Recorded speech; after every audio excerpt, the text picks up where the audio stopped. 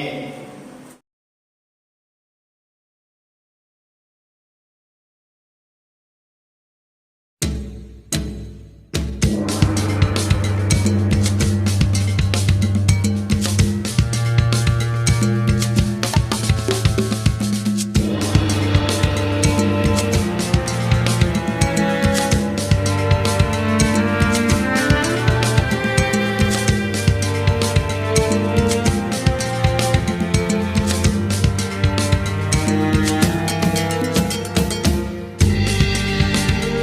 कैसे जीवन जीने की शिक्षा प्रभु अपने वचन के द्वारा यहाँ पर देता है।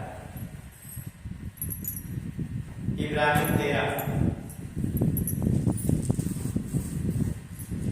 इब्रानियों की पत्री अध्याय 13 पद पढ़ेंगे। मसीह जीवन जीने की निर्देश उपदेश। प्रभु ने मसीह भाइयों और बहनों को, मसीह परिवार को, मसीह के भक्तों को कैसा जीवन जीना है, यहाँ पर बहुत अच्छी बात है प्रभु ने सिखाया। हाँ, पहले हम एक पद से पढ़ेंगे। हालेलुया। हालेलुया। भाईचारे की प्रीति बनी रहे। यस। अतिथि सत्कार करना ना भूलना। भाईचारे की प्रीति बनी रहे और अतिथि सत्कार करना ना भूलना। क्योंकि इसके द्वारा कुछ लोगों ने अनजाने में भी स्वर्गदूतों का आदर सत्कार किया है। आमीन। हालेलुया। हालेलुया। मेरे भाइयों और मेरे बहनों, परमेश्वर ने वचन में क्या सिखाया, क्या बोला? भाईचारे की प्रीति बनी रहे। हमारे अंदर भाईचारे की भावना होना चाहिए। एक विश्वासी के अंदर में, एक विश्वासी के जीवन में ऐसा व्यवहार हो कि वह सब भाइयों का बराबर आदर करे। सब भाइयों का क्या करे? बराबर आदर करे, सबको सम्मान दे। ये परमेश्वर ने भाईचारे की बातें प्रभु ने अपने कलाम में भक्तों को सिखाया। ऐसा भाईचारा परमेश्वर हमारे बीच में चाहता है, अपने लोगों के जीवन में चाहता है, जिसके द्वारा, और यदि हम भाईचारे के व्यवहार को बरकरार रखते हैं तो मेरे भाइयों और मेरे बहनों, कोई आपके साथ विरोधाभास नहीं कर सकता। भाईचारे की भावना परमेश्वर आपके अंदर चाहता है। हालेलुया। और एक बात कहता है, अतिथि सत्कार। अतिथि किसको कहते हैं? मेहमान। अतिथि जिसका अर्थ होता है आने वाला बंधु, भाई, जिसके आने की कोई तिथि नहीं होती, जिसके आने की कोई तिथि समय नहीं होती, इसको कहते हैं अतिथि। सरल शब्दों में मेहमान। क्या मेहमान आपको बुला करके आता है, बता करके आता है? नहीं ना। आज का समय को छोड़ो, आज का मोबाइल का समय है तो बता कर भले आ जाता है, लेकिन जब मोबाइल का समय नहीं था तो मेहमान बिना बताए नहीं आता, है ना। मेहमान बताए हुए नहीं आता, वो अचानक आ जाता है। तो परमेश्वर ने अब शब्द ऐसा रखा कि हम परमेश्वर के भक्त को चाहिए कि वह अतिथियों का भी सम्मान करे। हालेलुया।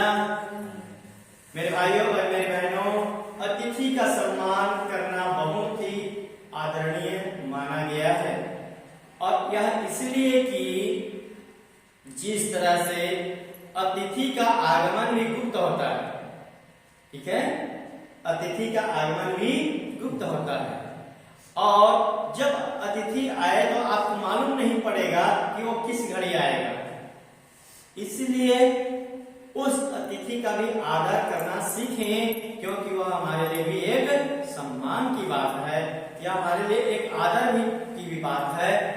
क्योंकि जब हम अतिथि का सत्कार करना नहीं सीखेंगे तो परमेश्वर का वचन सिखाता है, हो सकता है हम परमेश्वर के स्वर्गदूतों का भी सम्मान करना ना जाने, क्योंकि यह धोखा की बात होती है। क्योंकि जिस तरह से अतिथियों का आने का भी कोई वक्त नहीं होता, कोई समय नहीं होता, और वैसे ही धोखे में जब परमेश्वर का स्वर्गदूत आ जाए तो हम उसका सम्मान करना छोड़ देंगे तो परमेश्वर हमारे लिए नाराज हो जाएगा। आमीन। जिस तरह से अतिथियों के आने का कोई निश्चित समय नहीं होता, ठीक उसी रीति से परमेश्वर का स्वर्गदूत आ जाए और आप उसका सम्मान ना करो, हो सकता है वो परमेश्वर का स्वर्गदूत जो है उसी रूप में आ जाए जैसे कि अतिथि आ जाते हैं। और ऐसा ही घटना हुआ, ऐसा ही घटना भी हुआ। लोग अतिथि का सत्कार करना भूल गए और उसी समय वही आया कौन? परमेश्वर का स्वर्गदूत। तो हम परमेश्वर को जाने से नहीं पर अनजाने से भी चुप कर गए। हालेलुया। जानबूझ करते तो चुप कर जाते हैं, तो कर जाते हैं, यहाँ अनजाने में भी चुप हो जाता है। तो क्या परमेश्वर चाहता है कि आप अनजाने से भी चुप करो? नहीं। आमीन। हालेलुया। परमेश्वर चाहता है कि आप अनजाने से भी चुप ना करो। इसलिए यह आदर का भाव लिखा तो है अतिथि के बारे में, लेकिन हम अतिथि की सेवा करते करते अनजाने में स्वर्गदूतों की भी सेवा करते हैं। हालेलुया। क्योंकि यहाँ पर लिखा है अतिथि का सत्कार करना ना भूलना, क्योंकि इसी के द्वारा अनजाने में, है ना, स्वर्गदूतों का आदर सत्कार परमेश्वर के भक्तों ने भी किया। हालेलुया। तो ये एक सावधानी बरतने वाली बात है कि हम सर्वदा उस अतिथि का भी सम्मान करें। हो सकता है उस अतिथि के रूप में खुदा का फरमान आ जाए, खुदा का सम्मान हो और खुदा का दूत उस अतिथि के रूप में हमारे घर मौजूद हो जाए। हालेलुया। इसलिए क्योंकि परमेश्वर के लोग ऐसे ही आते हैं तो बता करके नहीं आते। हालेलुया। परमेश्वर का इंजील आता है तो आपको सूचना दे करके नहीं आता, पर वो आपको कुछ महिमा की बातों का आपके साथ परीक्षण के साथ उसको प्रकटीकरण के रूप में आता है। हालेलुया। इसलिए सर्वदा हम अतिथि का सम्मान करें। हालेलुया। बोलो यीशु मसीह की जय, परमेश्वर पिता की जय। मेरे भाइयों और मेरे बहनों, और एक अच्छी सी बातें यहाँ पर प्रभु ने लिखा, पश्चात रहेगा। विवाह सब में आदर की बात समझी जाए। विवाह सब में आदर, सब बातों में आदर की योग्य है। और विवाह बिछौना, और लिखता है जब विवाह की जो प्रथा है वो परमेश्वर में सम्मान का रस्म है, उसमें पवित्रता होती है, और परमेश्वर कहता है इस पवित्रता के रस्म को, इस पवित्रता के रिवाज को आप अशुद्ध न करें। लिखा है ना, बिछौना निष्कलंक रहे। तुम्हारा बिछौना क्या रहे? निष्कलंक रहे, उसमें अशुद्धता न डालो। क्योंकि परमेश्वर व्यभिचारियों और पर स्त्रीगामियों का न्याय करेगा। आमीन। हालेलुया। मेरे भाइयों और मेरे बहनों, परमेश्वर के वचन बहुत अच्छी गहरी बातों को सिखाता है। हम जो विवाह के बंधन में बंध चुके हैं, यह हमारा विवाह का बंधन पवित्रता का बंधन है। हालेलुया। इस पवित्रता में अपवित्रता की बातों को नहीं आने देना है। हालेलुया। हालेलुया। पद 5 पढ़िएगा। तुम्हारा स्वभाव, ये एक और ध्यान रखने योग्य बात है। तुम्हारा स्वभाव लोभ रहित हो। तुम्हारा स्वभाव लोभ रहित हो, और जो तुम्हारे पास है उसी में संतोष करो। उसी में संतोष करो, क्योंकि उसने आप ही कहा है, क्योंकि उसने आप ही ऐसा कहा है कि मैं तुझे कभी ना छोड़ूंगा, और ना कभी त्यागूंगा।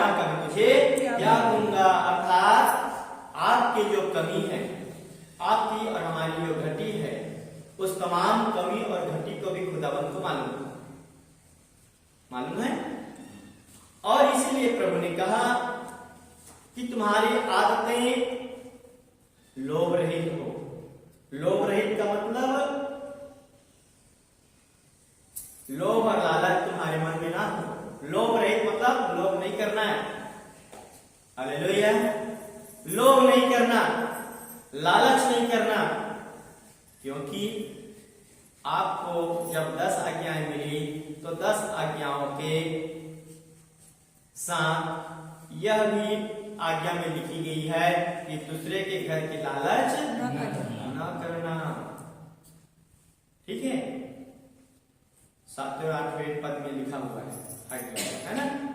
तो यहां पर भी बात है, प्रभु ने वही जिक्र किया कि तुम्हारा व्यवहार लोभ नहीं हो, तुम्हारे व्यवहार में लोभ ना दिखे, तुम्हारे जुबान में लोभ ना आए, दूसरे के घर की लालच ना हो, दूसरों की कमाई पर लालच ना हो, लुटेरा प्रवृत्ति नहीं होना चाहिए।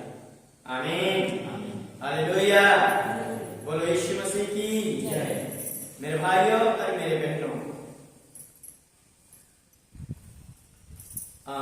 पद 8 में आए, यीशु मसीह कल और आज और युग के अनुरूप एक सा है।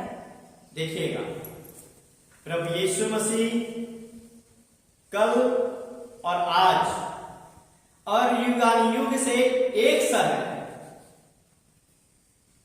वो बदल गया क्या? नहीं बदला। प्रभु यीशु मसीह जो उत्पत्ति में जैसा था वैसा इस युग के अंत में भी वैसा ही रहेगा। हालेलुया। उसका स्वरूप, उसका आदत, उसका व्यवहार, उसका नेचर कभी नहीं बदलता। आमीन। क्योंकि परमेश्वर एक है और परमेश्वर की आदतें एक जैसी हैं, उसमें कोई मिलावट नहीं। आमीन। अब यहां पर एक वचन बताता है मेरे भाइयों बहनों, यीशु मसीह कल भी और आज भी और कल और आज ही नहीं, परंतु युगानुयुग जब से सृष्टि की निर्माण हुई है तब से यीशु मसीह एक जैसा है। हालेलुया। यीशु मसीह एक जैसा है। वो 33 करोड़ की जैसा नहीं है। हालेलुया। वो एक ही जैसा है, जैसा उत्पत्ति के समय था वही अंत के समय भी वैसे ही रहेगा। एक युग की बात नहीं, परंतु युगानुयुग की बातें कह रहा है कलाम। वो युगानुयुग एक जैसा रहने वाला खुदाबंद है। इसलिए एक ही ईश्वर, एक ही सच्चा परमेश्वर जो सारी सृष्टि का रचने वाला है, वो न कभी बदलता है न कभी बदलेगा। आमीन, हालेलुया, हालेलुया। तो मसीह को कोई बदल नहीं सकता, क्योंकि वो सर्वदा युगानुयुग एक जैसा रहने वाला परमेश्वर। हालेलुया। आइए और हम एक और पद पढ़ेंगे, 15।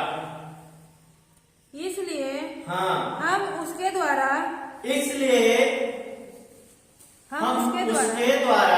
स्तुति रूपी बलिदान अर्थात उन होठों का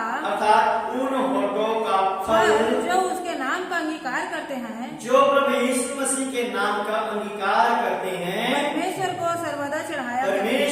सर्वदा चढ़ाया करें। आमीन, हालेलुया।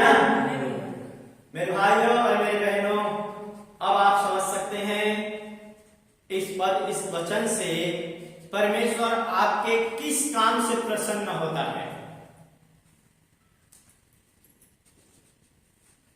परमेश्वर आपके कौन सा ऐसा काम है जिस काम को करने से प्रसन्न होता है?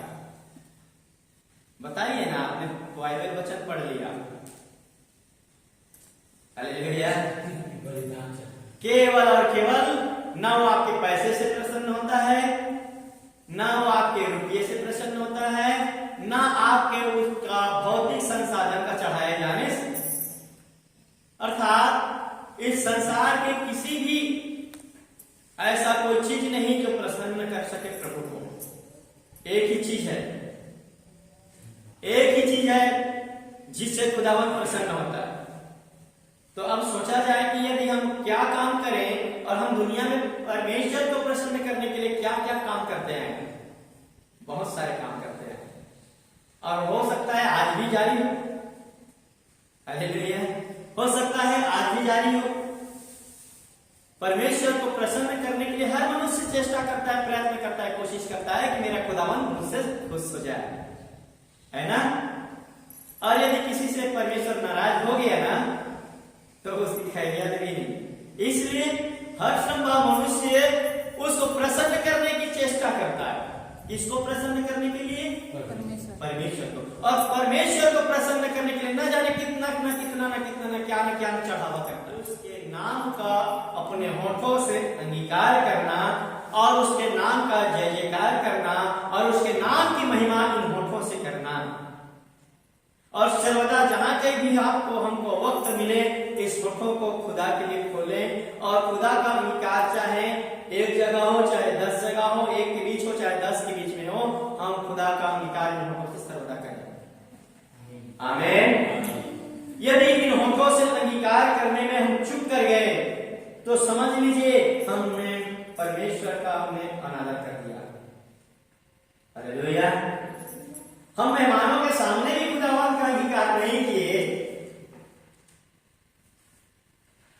तो हम परमेश्वर का अनादर किया। आमीन। हालेलुया। इसलिए हर वक्त खुदा को स्तुति रूपी बलिदान, धन्यवाद रूपी बलिदान सर्वदा हम होठों के अंगीकार के साथ चढ़ाया करें। इसी से परमेश्वर प्रसन्न होता है। और ऐसा ही एक आदर्श व्यवहार मसीह जीवन जीने की बातें खुदावन सिखलाता है। न वो आपके भेड़ के बलिदान से प्रसन्न होने वाला परमेश्वर है, न आपके रुपये के बलिदान से प्रसन्न होने वाला परमेश्वर है, न ही किसी और अन्य परमेश्वर को ग्रहण नहीं होता। परमेश्वर को ग्रहण होता है तो एक इस होठों का जुबा का प्रेम भरा शब्द उसको प्रसन्न करता है। यदि हम बड़े मैं तेरी महिमा करता हूं प्रभु, तू भी मेरे जरूरत को पूरा कर, ताकि इस होठों से मैं और धन्यवाद के बलिदान अच्छे से कर सकूं। प्रभु मेरे हृदय में, मेरे मन में ऐसा पवित्रता और आनंद की बातें डाल जिससे कि मैं भी आनंदित हो जाऊं और वही आनंद का धन्यवाद हम परमेश्वर को दें। ऐसा करने से ही हम परमेश्वर को प्रसन्न करते हैं। अन्य किसी क्रियाकलाप करने से परमेश्वर प्रसन्न नहीं होता। आमीन। हालेलुया। एक मसीह जीवन और 16 भलाई करना। और देखिएगा एक मसीह लोगों को कैसा व्यवहार मसीह भाइयों के साथ करना चाहिए, एक कैसा मसीह जीवन जीने की कला प्रभु ने बताया। 16 पर भलाई करना और उदारता दिखाना ना भूलो। यस, देखिएगा मसीह भाइयों को चाहिए कि एक दूसरे के साथ भलाई ही करे। यदि मसीह लोग मसीह भाइयों का ही पैर खींचे और मसीह भाइयों के साथ विरोध में खड़ा हो जाए तो कौन से मसीह की सेवा आप और हम करेंगे? मेरी तरफ ध्यान से सुनिए। वचन लिखा है कि भलाई करना और उदारता दिखाना, उदारता का काम करना ना भूलना। ये मसीह जीवन का व्यवहार है। ऐसे मसीह लोगों को जीवन जीना चाहिए। मसीह लोगों के साथ कुव्यवहार करे तो क्या उसको हम मसीह भाई कह सकते हैं? नहीं कह सकते, क्योंकि मसीह लोग खासकर मसीह के साथ भलाई ही सोचते हैं। और यदि वो भाई आपका मसीह ही संगति का हो और यदि आपके साथ भलाई नहीं करता, बाइबल सिखाती है वो मसीह के भक्त नहीं है। आप मसीह भाइयों के साथ भलाई नहीं कर सकते तो जो आपका विरोधी उसके साथ कैसे भलाई का काम आप कर सकते? बताइएगा। संभव नहीं। मेरे भाइयों, मेरे बहनों, यदि हम जीवन की परंपराओं को यदि निभाते हैं, मसीह जीवन जीने की शैली को यदि अपनाते हैं, तो सचमुच हमारा जीवन पवित्रता का जीवन कहलाएगा। और ऐसा ही मसीह सच्ची जीवन जीना चाहिए। आमीन, हालेलुया। और इसी में क्या लिखा है आगे? भलाई क्योंकि करना। परमेश्वर ऐसे बलिदानों से प्रसन्न होता है। बस, क्योंकि परमेश्वर ऐसे ही बलिदानों से प्रसन्न होता है। आपका बलिदान क्या है? भलाई करना। भलाई करना। हो सकता है, मेरी और ध्यान से सुनिए, हो सकता है भलाई के समय आपको दुख उठाना पड़े, है ना? हो सकता है आप किसी दूसरे का भलाई करना चाहते हो तो उसके भलाई में आपको दुख मिल सकता है। के लिए भोजन की जरूरत है और आप अपने पेट के लिए जरूरत की पूर्ति के लिए भोजन निकाल कर बैठ चुके हो और हो सकता है वो आ गया और आपके कहने से पहले कोई यदि याचना भी कर गया कि भैया मुझे थोड़ा सा भोजन वस्तु चाहिए, तो आप क्या करेंगे? देना चाहिए। देंगे ना? किसमें से देंगे? उसी में से जिसमें से आपके लिए निकाला जाए। आमीन, हालेलुया। किसमें से देंगे? जिस हिस्सा में आपका, तो उसमें से जितना आपको बन पड़ता है आपकी आत्मा की अगुवाई में, उसी में से आप उसको दें। तो हो सकता है आपको उसमें से भरपूरी भोजन तो मिले। हालेलुया। बलिदान का सही अर्थ क्या होता है? कष्ट झेलना, पीड़ा उठाना, इसी को कहते हैं बलिदान। माने अपने पास जो कुछ भी है उसे त्याग दो, है ना? अपने पास जो कुछ भी है उसे त्याग दो। और यही मनुष्य जीवन में खामियां हैं कि अपने पास जो कुछ भी है उसे त्यागना। इसलिए मेरे भाइयों और मेरे बहनों, परमेश्वर ने उस बलिदान को, उस भलाई को एक बलिदान की संज्ञा दे रखा है। प्रिय भाइयों और बहनों, आगे का वचन पद 17 पढ़िए। हालेलुया। अपने अगुओं की, हाँ, यहाँ पर और एक अच्छी बातें सिखाया। अपने अगुओं की आज्ञा मानो और उनके अधीन रहो। यस, यहाँ पर थोड़ा स्टार्ट रखेंगे मेरे भाइयों और मेरे बहनों। यह वचन नोट करने अति आवश्यक बात है। क्या लिखा है देखिए, अपने अगुओं का आज्ञा मानो। अपने अगुए का आज्ञा मानो। एक कलीसिया का नियम, एक चर्च का नियम, एक विश्वासियों का नियम आज्ञा मानो, क्योंकि अगुआ आपके लिए भला ही सोचता है। आमीन, हालेलुया।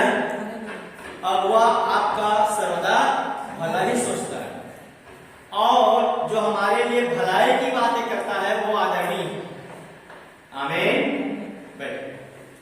जो हमारे लिए भलाई सोचता है वो सर्वदा आदरणीय, उसका सम्मान करना चाहिए, सिखाए गए बातों का फॉलो करना चाहिए, सिखाए गए बातों पर ध्यान करना चाहिए और उनके बातों का आदर करना ही उसका सम्मान है। और उसके अधीन रहो, क्योंकि उनके समान तुम्हारे प्राणों का जागते रहते हैं। देखिए, क्योंकि उनका तुम्हारे प्राणों के लिए जागते रहते हैं।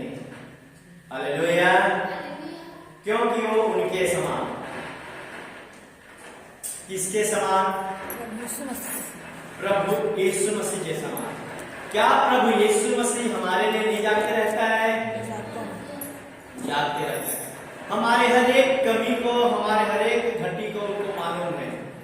हमें किन चीजों की जरूरत है उन बातों को खुदा को पता है। और जब जब आप मांगते हैं, इसका प्रमाण यही है, जब आप मांगते हैं तो आपको मिल जाता है, मतलब वो जागते रहता है। हालेलुया। वो क्या रहता है? जागते रहता है।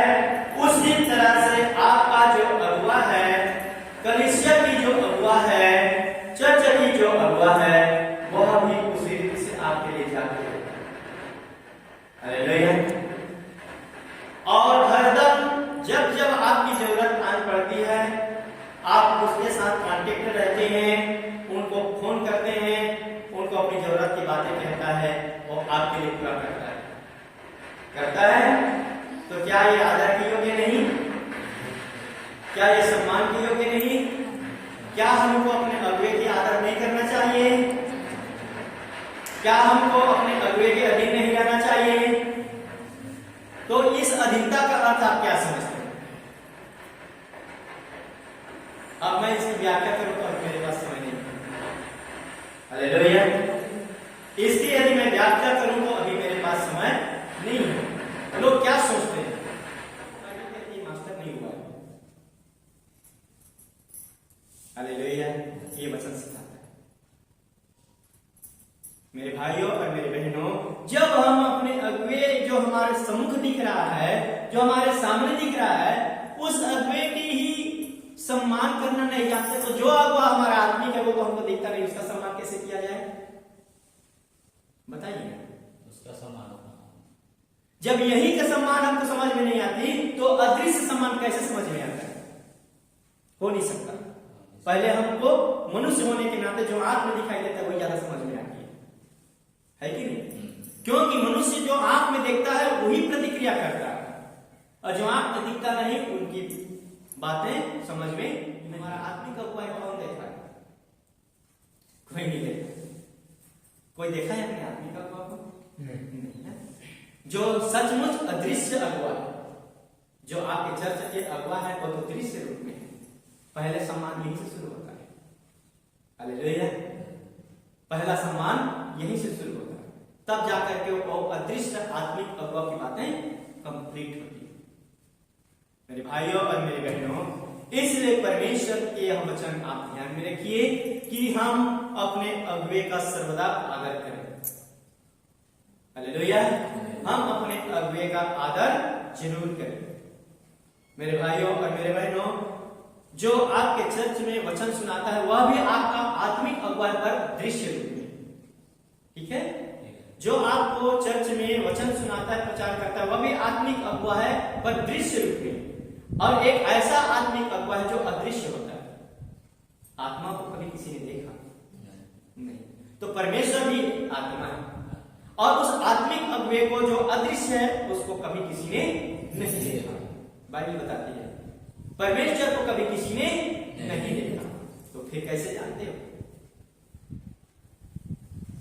है ना यह गुप्त बात? यही है आत्मिक बात। सो मेरे भाइयों और मेरे बहनों, परमेश्वर ने अपने वचन में सिखाया कि हम तमाम बातों में ऐसा जीवन जिए जिसमें हम मसीह जीवन में प्रथम प्राथमिकता दें अपने अगुवे का आदर करना, अपने अगुवे का सम्मान करना, जो दिन और रात हमारे लिए जागते रहता है, हमारे लिए जागते रहता है। जब जब आप फोन करते हो, जब जब आप कॉल करते हो, भैया मुझे ये जरूरत है, मेरे लिए प्रार्थना कर दो, वो चाहे 3 बजे रात क्यों ना हो, चाहे 2 बजे रात क्यों ना हो, वो जाग करके आपके लिए दुआ करता है। आपकी भलाई सोचता है कि नहीं सोचता है? तो जो आपके लिए भलाई सोचता है वो सचमुच आदरणीय है। आमीन। हालेलुया। मेरे भाइयों और मेरे बहनों, एक पद और पढ़िएगा, 20।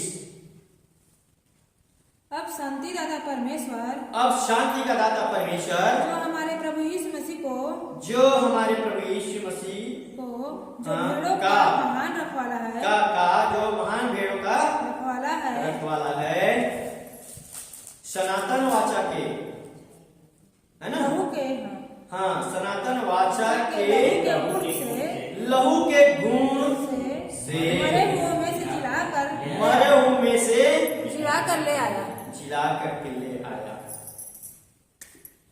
मेरे भाइयों और मेरे बहनों, किसको जिला करके ले आया? किसको जिला करके ले आया? प्रभु यीशु मसीह। स्पष्ट लिखा है भाई, प्रभु यीशु मसीह को जिला करके ले आया। प्रभु यीशु मसीह मरा भी जैसे लोग मरते हैं, लेकिन जैसे लोग जीते नहीं वैसे उसने जी लिया। हालेलुया।